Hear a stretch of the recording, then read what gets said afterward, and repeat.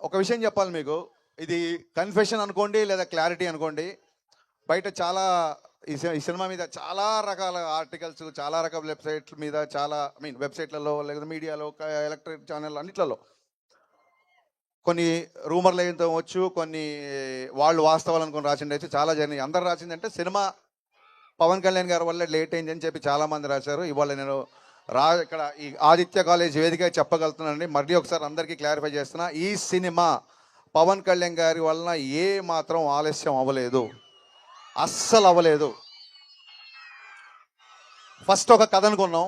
First అంటే cinema promotion start చేసిన తర్వాత నాకు ఉస్తాద్ భగత్ సింగ్ గురించి కంప్లీట్గా మాట్లాడేడానికి దొరికిన అవకాశం వేదిక ఇదే కాబట్టి చెప్తున్నాను. వేరే సినిమా ఫంక్షన్కి వెళ్ళినప్పుడు ఉస్తాద్ అప్డేట్ అనుస్తారు, అప్పుడు మన సినిమా గురించి చెప్పడం కరెక్ట్ కాదని ఎప్పుడు చెప్పలేదు.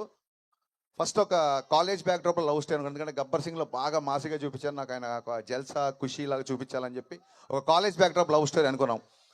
సినిమా అనౌన్స్ కాడి నుంచి ఎక్కడికి వెళ్ళినా సరే, అన్న ఇంకో గబ్బర్ సింగ్ ఎప్పుడు అని చెప్పి సోషల్ మీడియాలో అవ్వచ్చు, బయట అవ్వచ్చు, సినిమా లవర్స్ అవ్వచ్చు, ఫ్యాన్స్ అవ్వచ్చు, అరే వీళ్ళు ఇంకా ఎక్కువ అదే మాస్, అదే ఒక ఫుల్ టు ఎంటర్టైన్ ఎక్స్పెక్ట్ చేస్తున్నారు, ఎక్కడో మేము అనుకున్న కదా కొంచెం క్లాస్ అవుతుంది అని చెప్పి ఆ తర్వాత ఐడియా డ్రాప్ చేద్దాము, ఇంకో థాట్కి వెళ్దామా అన్న ఒక సందిగ్ధంలో ఉన్నప్పుడు ఆ పాండమిక్లో నేను చాలా మెంటల్ డిప్రెషన్కి వెళ్ళిపోయాను. నా మెంటల్ హెల్త్ కూడా చాలా దెబ్బతింది అప్పుడు. సో ఈ కట్ చేద్దామా ఇంకో కట్ చేద్దామా అన్న సందిగ్ధంలో నా వల్ల కొంచెం టైం వేస్ట్ అయింది. ఆ తర్వాత ఒక రీమేక్ అనుకున్నాము, అది పెద్దగా ఎగ్జైట్ అవ్వలేదు ఎవరము. ఆ తర్వాత అది పక్కన పెట్టేశాము. ఎందుకంటే ఆయన లైనప్స్ చూస్తుంటే కొన్ని క్లాస్ సినిమాలు ఉన్నాయి ఆయన చేస్తున్నప్పుడు, అప్పటికి ఆ సినిమాల అనౌన్స్మెంట్ కూడా వచ్చేసింది. సో డెఫినెట్గా ఇలాంటి పాటలు ఉండే సినిమాలు అయితే లైనప్లో నాకు ఎక్కడ కనబడలేదు.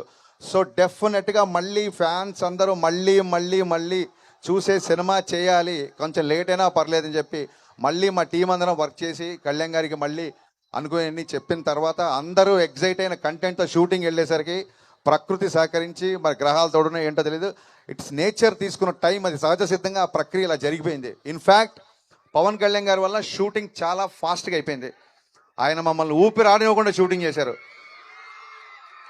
అందుకే అంత ఫాస్ట్గా షూటింగ్ అయిపోయిందని చెప్పి వీడియో రిలీజ్ చేసాం. అంటే పొద్దున్నే క్యాబినెట్ మీటింగ్కి వెళ్ళేవాళ్ళు, సరే సార్ విజయవాడకి వెళ్ళిపోయారు కదా ఇంకే వాళ్ళ షూటింగ్ ఉండదంటే రేపు వెళ్ళి వేరే ప్లాన్ చేద్దామంటే సడన్గా సార్ బయలుదేరారు, నైట్ షూట్ చేస్తారని చెప్పి సార్ వాళ్ళ టీం ఫోన్ చేసేవాళ్ళు. ఇమ్మీడియట్గా మేము నైట్ షూటింగ్ ప్లాన్ చేసేవాళ్ళం. అంటే పొద్దునంతా క్యాబినెట్ మీటింగ్ అటెండ్ అయ్యి ఆయన నైట్ ఫ్లైట్కి హైదరాబాద్ వచ్చి మళ్ళీ మార్నింగ్ 3-4 వరకు పనిచేసి జస్ట్ ఇంటికి వెళ్ళి షవర్ చేసి మళ్ళీ ఆయన మంగళగిరి వెళ్ళిపోయిన రోజులు ఉన్నాయి. కొన్నిసార్లు 18 గంటలు 20 గంటలు ఆయన పనిచేసిన సందర్భాలు ఉన్నాయి. ఈ సినిమాకి పవన్ కళ్యాణ్ గారు ప్రాణం పెట్టి పనిచేశారు.